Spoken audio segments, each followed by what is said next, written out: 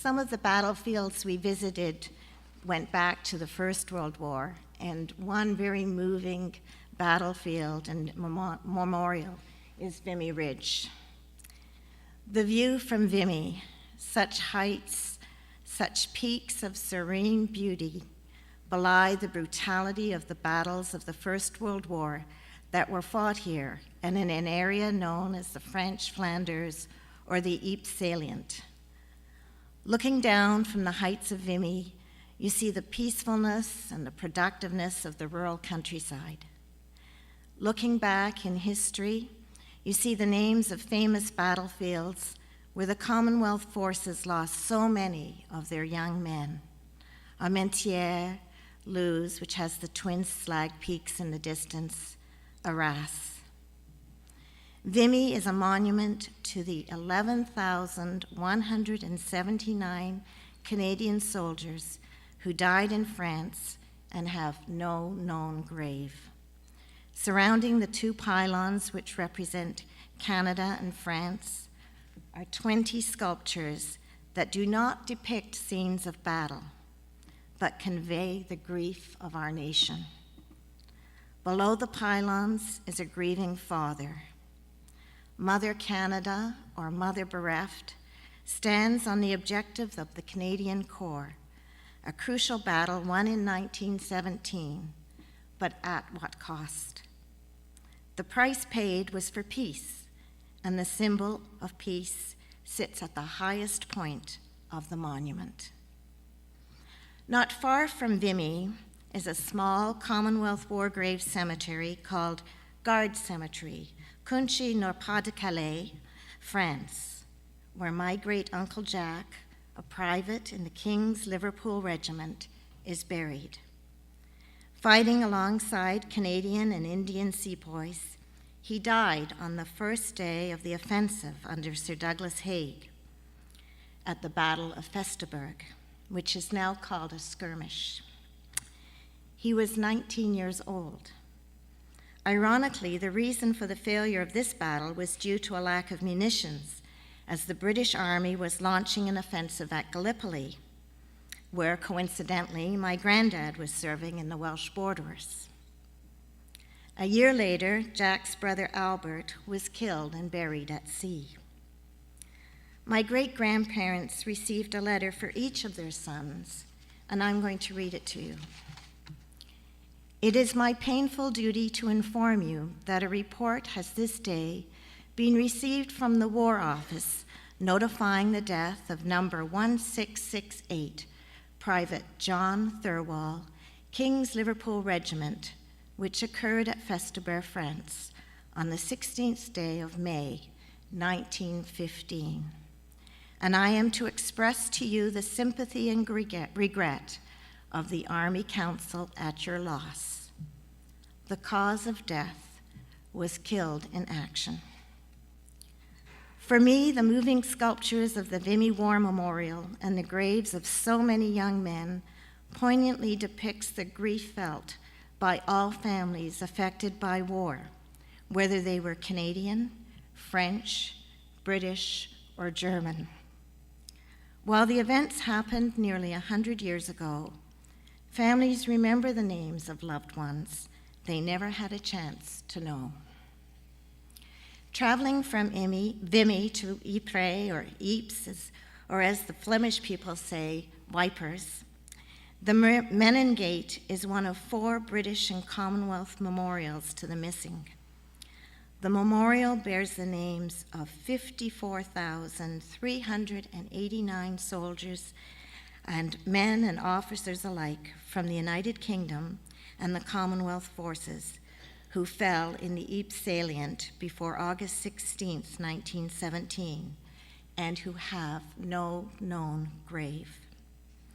Over 90,000 soldiers were killed in the Ypres salient, and all would have crossed what was then a moat through the ramparts of the old fortifications of the town, which was totally destroyed by the war and then totally rebuilt by the Belgian people. The sheer number of the fallen soldiers is overwhelming. It is said that if every fallen Allied soldier walked through the Menin Gate in single file, it would take 2.5 weeks for all to pass through the gate.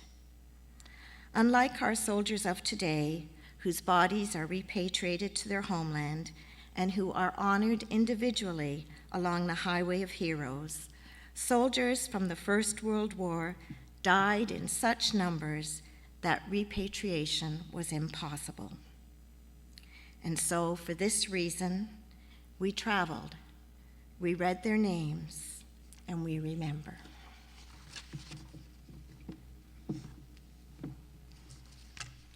When plans for this trip were first announced, the members of our pipe band were quite excited about going back to Europe again.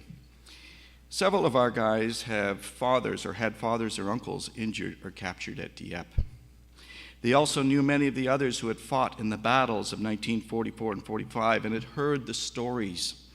And while I did not have any relatives there, direct relatives, I did have a teaching partner, Bob Affleck, whose father entered the Essex Scottish in 1939 and was demobilized in 1945. His name was Lewis Affleck.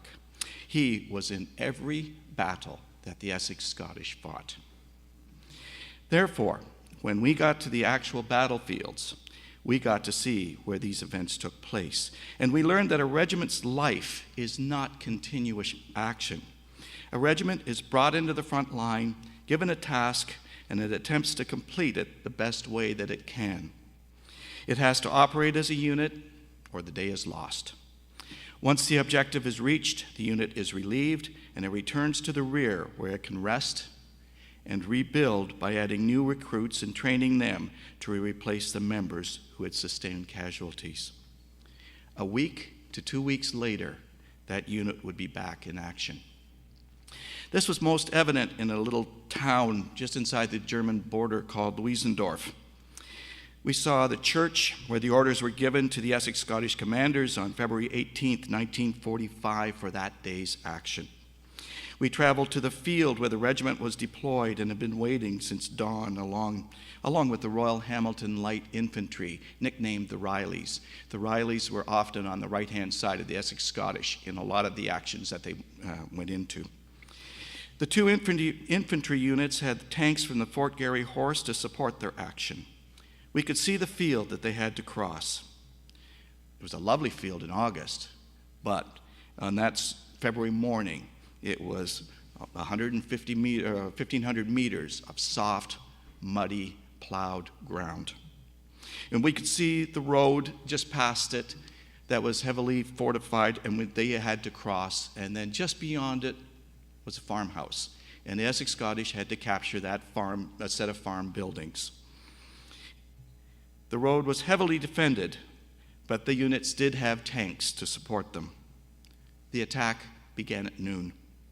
The tanks were quickly bogged down and of no use that day. In fact, they became targets to the 88s of the Germans.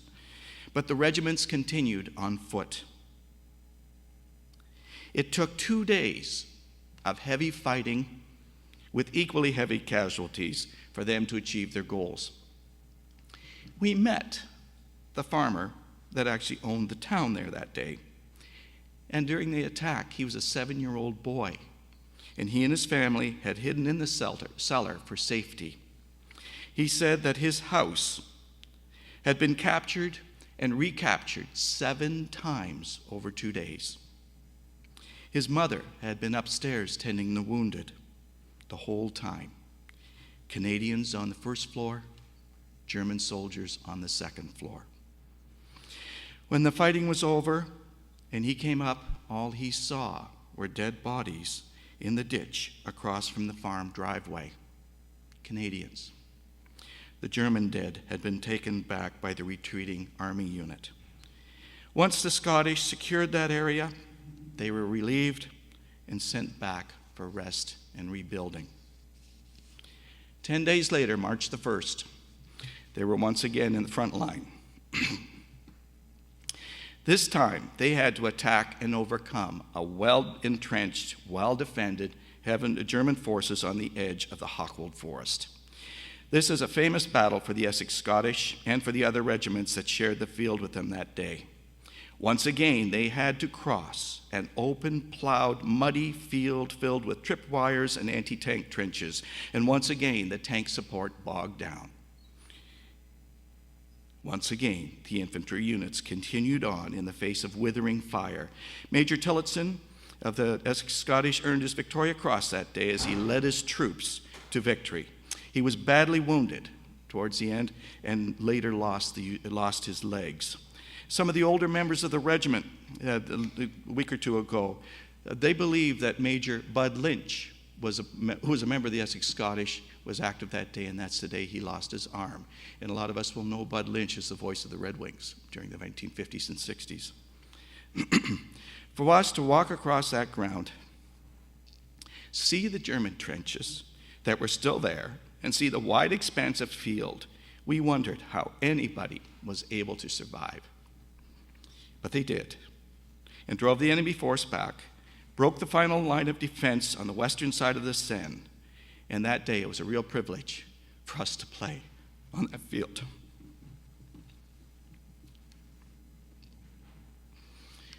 From there, the Canadians were sent to Holland. Their task was to remove the German forces from that country. What a miserable job. They found that the dikes had been destroyed, so they had to go through mud and flooded fields. The bridges over the canals were blown, making it difficult to cross them. The best crossings were often mined or heavily defended. And regardless, the Canadian forces persisted and quite rapidly were successful and pushed the German forces out of villages and towns. When we arrived in Groningen, which was our first stop, there was a significant crowd of people there to greet us and to cheer us as we crossed a bridge that the Scottish had captured in 1945. They knew we were coming because there had been newspaper articles and TV reports the day before. For many of us band members, we felt the presence of others as we crossed the bridge. It's very moving. For the next week, we were met in various towns and received generous hospitality in each place. Every place hoped that we could stay longer, hoped that they could do more for us.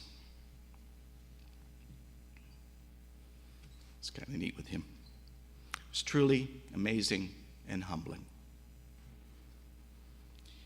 As you could see from the other pictures, we visited a number of the cemeteries and discovered that each grave in each cemetery in Holland is tended by people in the local town and school children. For example, at Holton Cemetery, the graves were cared for by the townspeople and the school children from the nearby town of Marklo.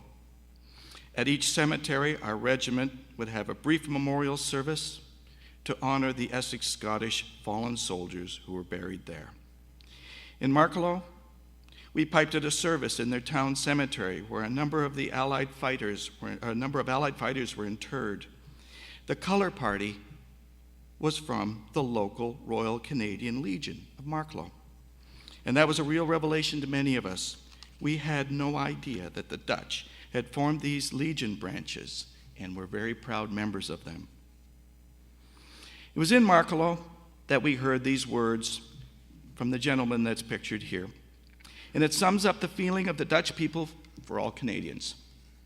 His father had told him, if you ever meet a Canadian veteran, you buy him food, you buy him drink, you supply him with shelter, and you take him wherever he wants to go. And you never ask for payment. He has already paid the price in full.